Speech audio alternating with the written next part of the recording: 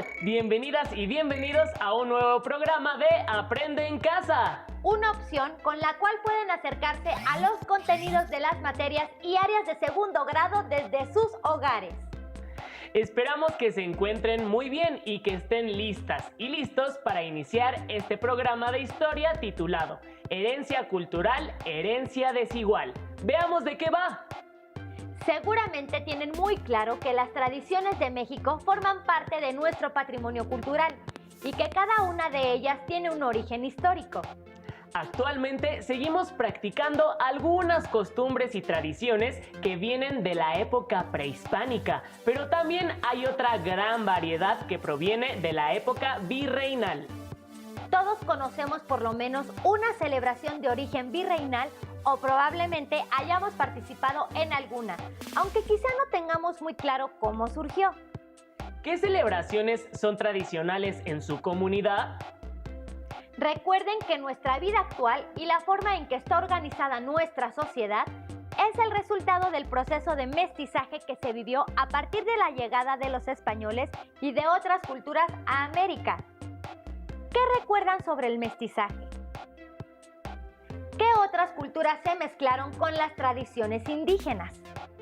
El resultado de esas combinaciones lo podemos encontrar actualmente en nuestras tradiciones, costumbres, danzas, fiestas y gastronomía, por mencionar algunos aspectos. Los invitamos a ver el siguiente video sobre esas tradiciones que podemos denominar como ancestrales y que son parte de nuestra vida cotidiana, para tener un primer acercamiento del tema.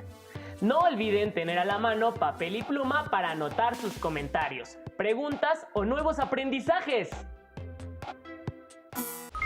Seguramente alguna vez has participado en una fiesta en honor a un santo patrono, degustado un mole o bailado una danza tradicional en la escuela. Pues estas, como muchas otras expresiones que forman parte de nuestra cultura, tienen su origen en la época virreinal. ¿Qué expresiones actuales son parte de la herencia cultural del virreinato?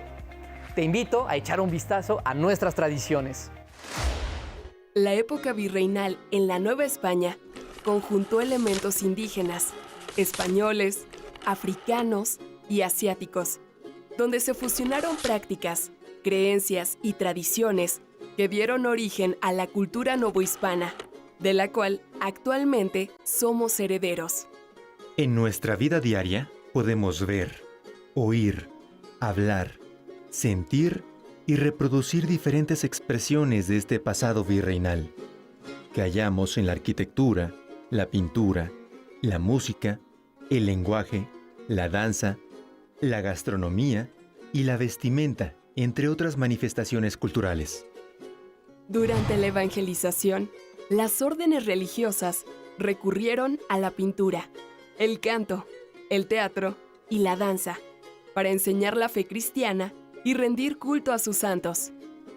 Resultado de esto son las pastorelas y las festividades de Semana Santa o Corpus Christi, que son representaciones o recorridos que se hacen de un lugar a otro con una imagen de carácter sagrado. O las peregrinaciones a lugares religiosos, como a los templos de la Virgen de Guadalupe y el Señor de Chalma. O el carnaval, que era una fiesta católica que incorporó elementos profanos, danzas de origen prehispánico, bailes e instrumentos africanos, así como disfraces y máscaras. En la música destaca la pirecua, canto tradicional purépecha de Michoacán, que se interpreta tanto en lengua indígena como en español, y es resultado de la fusión de elementos de origen prehispánico con cantos religiosos de los evangelizadores. De origen prehispánico son algunos de los espacios destinados a las festividades. Por ejemplo, anteriormente, en el Cerro del Fortín, ubicado en los valles centrales de Oaxaca, se encontraba un templo mexica dedicado a Centeotl, la diosa del maíz, a donde los indígenas llevaban ofrendas, pero durante el virreinato, en ese lugar, se adoró a la Virgen del Carmen e inició la festividad de los lunes del cerro, permitiendo la conjunción de elementos españoles e indígenas. En el siglo XX, esta fiesta fue la base de lo que hoy en día conocemos como la Guelaguetza. En la actualidad, una fiesta patronal es impensable sin fuegos artificiales o una posada sin piñatas, Estos elementos tienen influencia asiática en su origen, al igual que las especias, el mango, el tamarindo, el papalote, el rebozo, el paliacate y la talavera poblana. Asimismo, encontramos elementos de origen africano en géneros musicales como el son y el jarabe. Es el caso del chuchumbé, que se canta desde el siglo XVIII en Veracruz. También los hallamos en bailes de carnavales, como el de la comunidad veracruzana de El Coyolillo, donde las personas se disfrazan con máscaras de figuras de animales y danzan al ritmo de los tambores. La influencia africana también está presente en los nombres de algunas localidades de Veracruz, como Mandinga, Yanga o Mocambo. En bailables como la danza de los diablos, el maracumbé y el fandango de Artesa. Y en instrumentos musicales como la marimba o marimbola, el tambor de fricción y las quijadas. Respecto a nuestra gastronomía, encontramos el mestizaje novohispano en el uso de algunos ingredientes como hierbas, chile, frijol y maíz de influencia indígena, combinados con carnes europeas, cereales y cítricos árabes, frutas y verduras africanas, así como especias asiáticas, por mencionar algunas. Tamales, pozole, michotes, mole, chiles en nogada, buñuelos, bizcochos, mazapanes, ates, jamoncillos, muéganos, arroz con leche y cajeta. Son solo algunos de los sabores, olores y colores de la cocina mexicana. Las tradiciones y costumbres de origen virreinal siguen presentes, con cambios y permanencias en cada rincón de México.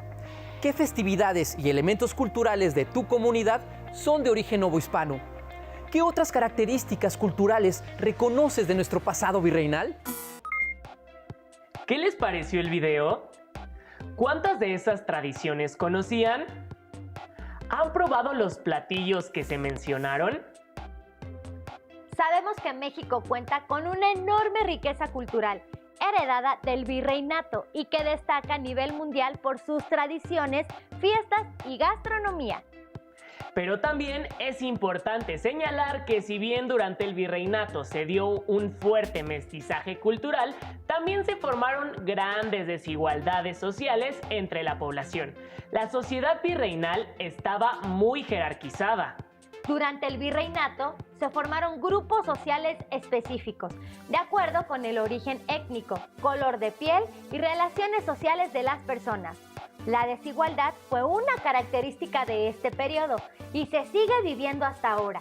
Esto se observa con mayor fuerza en las regiones indígenas y la población que vive en el campo.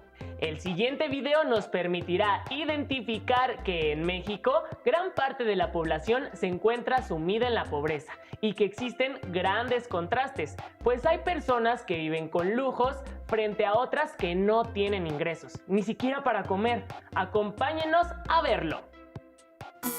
La pobreza es uno de los mayores problemas que enfrenta nuestro país. Las instituciones del gobierno reconocen, de acuerdo a diversos indicadores, la existencia de 3 tipos de pobreza. La pobreza extrema o alimentaria se da cuando la población no obtiene ingresos suficientes que le garanticen una alimentación mínima. La pobreza de capacidades se presenta cuando una población está en condiciones de satisfacer sus necesidades de alimentación, pero no cuenta con el ingreso suficiente para cubrir sus gastos en educación y salud. Y la pobreza patrimonial comprende a las personas que, si bien pueden cubrir sus necesidades básicas de alimentación, educación y salud, su ingreso no les permite alcanzar lo requerido para vivienda, vestido, calzado y transporte. En el 2005, la mitad de los mexicanos vivían en condiciones de pobreza patrimonial, mientras que el 18% de la población vivía en pobreza extrema. Los más pobres de los pobres se encuentran en el campo, particularmente en zonas montañosas y de difícil acceso. Se estima que hay 185,000 localidades rurales pobres en México. Las poblaciones más pobres se concentran en entidades como Chiapas, Guerrero y Oaxaca. Sin embargo, existen localidades pobres en todas las entidades del país. de todo lo que producimos los mexicanos, el campo es el que está aportando la menor cantidad del Producto Interno Bruto. México es un país con grandes diferencias en los niveles de vida de su población. En él coexisten comunidades en extrema pobreza y zonas con niveles de vida e ingresos mucho mayores. Veamos 2 ejemplos. De acuerdo al Consejo Nacional de Población, el municipio más pobre de México es Cochoapa el Grande, ubicado en el estado de Guerrero.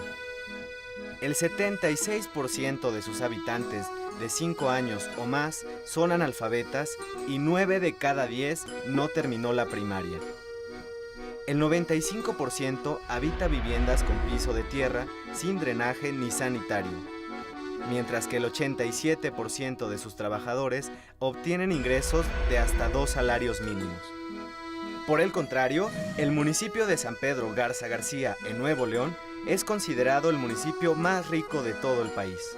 Tiene enormes mansiones y centros comerciales de lujo y un nivel de vida equiparable al de algunos países de Europa Occidental. El 98.3% de sus habitantes saben leer y escribir y solo el 10% no terminó la primaria. Únicamente el 0.1% de sus habitantes no cuentan con viviendas con drenaje ni sanitario.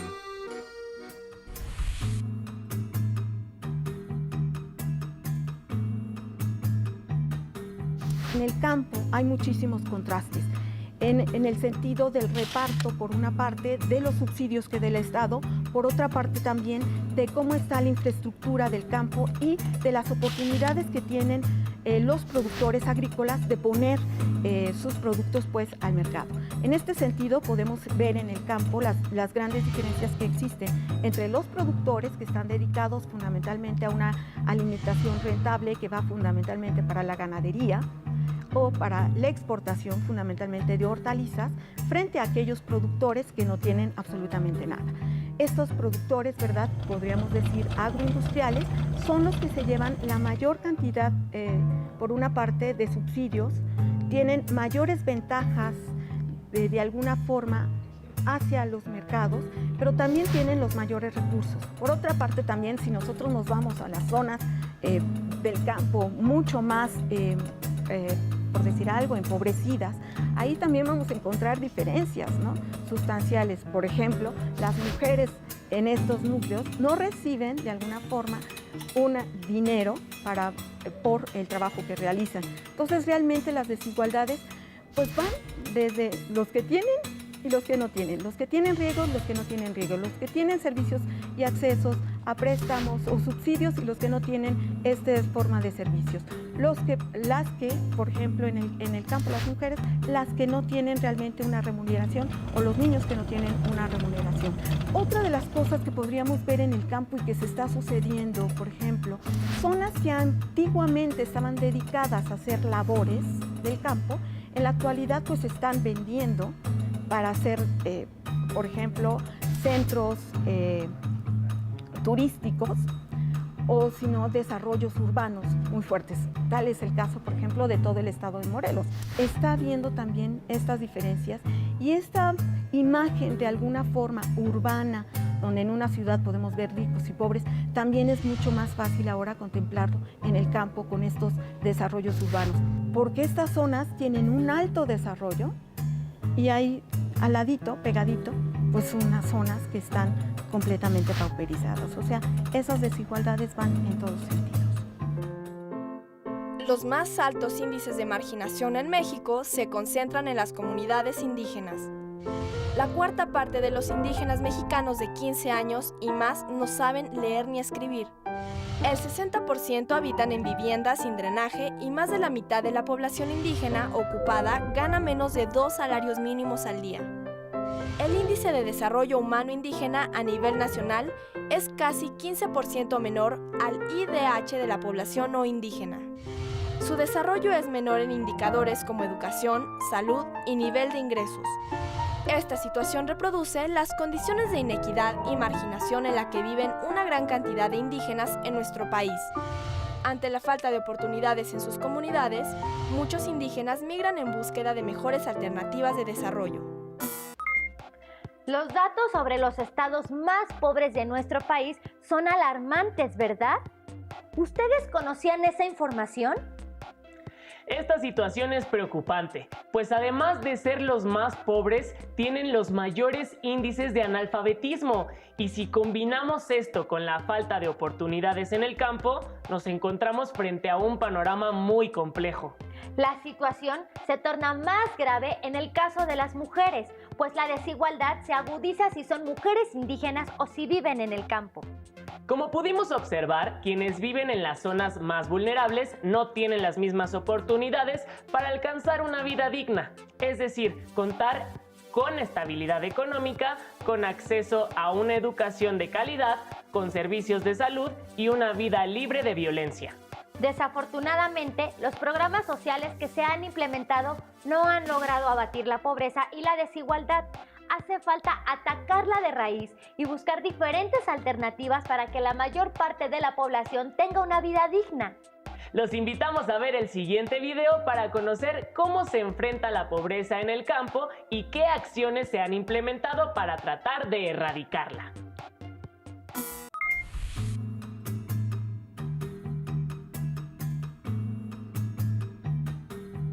Yo creo que la perspectiva es bastante grave.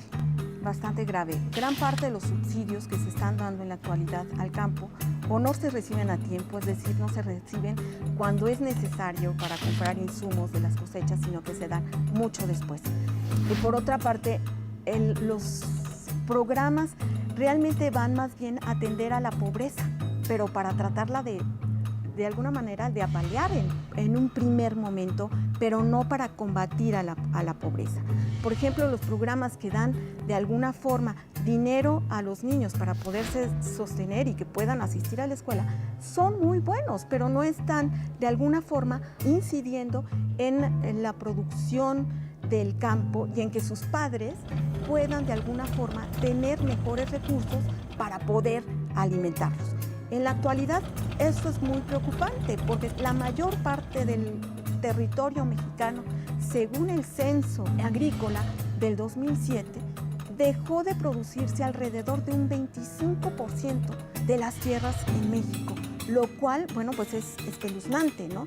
Es decir, ya el campo está siendo abandonado.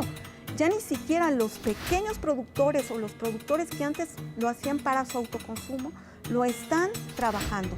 Gran parte de la población campesina en la actualidad no vive del campo, sino que vive de otras actividades, tanto de lo que le puedan mandar del exterior como de lo que le pueda dar el gobierno o ellos realizan otras actividades por fuera. Entonces esto es muy, muy preocupante y realmente las políticas no están de alguna forma atendiendo este problema. Yo creo que la política tendría que ser mucho más amplia, esta política mexicana.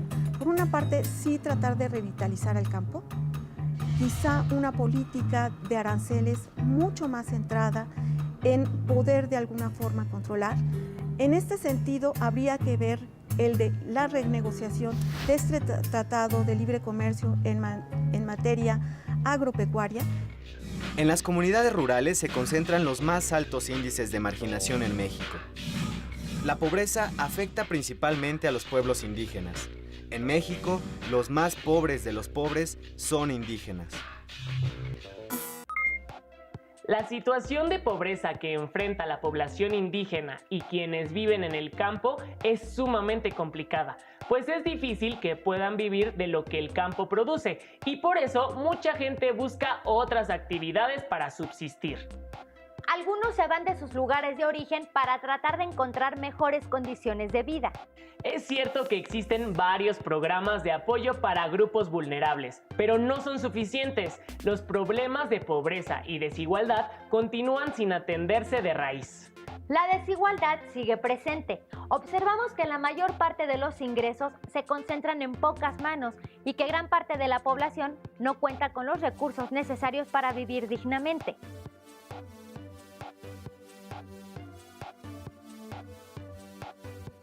¿Qué porcentaje de la población se encuentra en el sector de pobreza?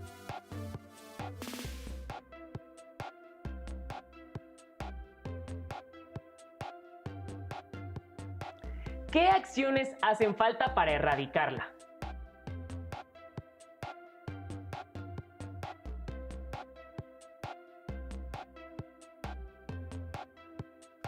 ¿Consideran que en su comunidad la gente tiene acceso a una vida digna?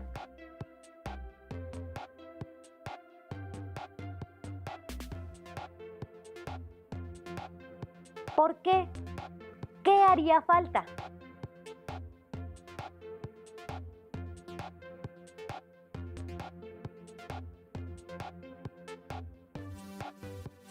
Respondan junto con sus familiares estas preguntas y conserven sus respuestas en su carpeta de experiencias.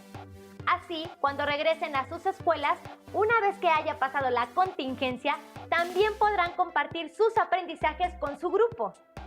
Antes de irnos, queremos sugerirles que si tienen la oportunidad, consulten el libro Corazón de la Palabra, de la autora Regina Tattersfield. En él podrán conocer algunas costumbres, leyendas, ceremonias y tradiciones de comunidades de Chiapas. Se darán cuenta de que a pesar de las desigualdades en las que viven, los pueblos indígenas tienen una extraordinaria riqueza cultural. También queremos recordarles que debemos ser muy pacientes ante la situación que estamos viviendo. Sabemos que nos gustaría salir y retomar nuestras actividades cotidianas. Sin embargo, por ahora, la mejor manera de cuidarnos es esta. Así, contribuimos para superar la situación lo más pronto posible. Ahora sí, es momento de despedirnos. Los invitamos a seguir la programación de Aprende en Casa. ¡Hasta la próxima!